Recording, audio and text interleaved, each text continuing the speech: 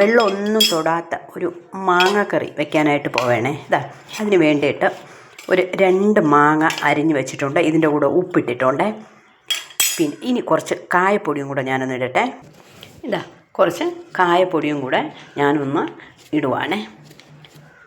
കായപ്പൊടിയും കൂടെ ഇട്ടിട്ട് വേറെ ഒന്നും ഇനി ചെയ്യുന്നില്ല.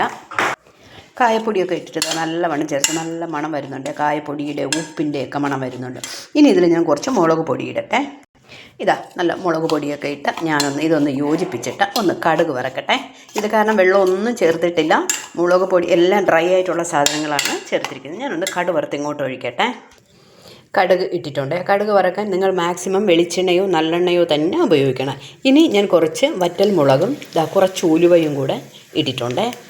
ഇത് മൂന്നും കൂടെ ഒന്ന് പൊട്ടി വരട്ടെ. ഇതെല്ലാം പൊട്ടി കടുക് ഒരു ഇച്ചിരി ഈ എണ്ണ ഒന്ന് തണുത്തതിന് ശേഷം ഇതിലോട്ട് ഒഴിക്കാവേ. ഇച്ചിരി ഒന്ന് തണുത്തിട്ടുണ്ട്. കടുക് വറുത്തത് ഞാൻ ഇതിലോട്ട് ഒഴിച്ചിട്ടുണ്ട്. അടിപൊളി വെള്ളം ഒന്നും തൊടാത്ത അടിപൊളി മാങ്ങാക്കറി റെഡിയായിട്ടുണ്ട്. ഇത് 1-2 ആഴ്ച നമ്മൾ ഫ്രിഡ്ജിൽ സൂക്ഷിച്ചാൽ നമുക്ക് നല്ല ടേസ്റ്റി ആയിട്ടുള്ള മാങ്ങാക്കറി നമുക്ക് കഴിക്കാൻ പറ്റും. കണ്ടോ, നല്ല അടിപൊളിയായിട്ടിരിക്കുന്ന മാങ്ങാക്കറി കിട്ടിയിട്ടുണ്ട്. Okay, by.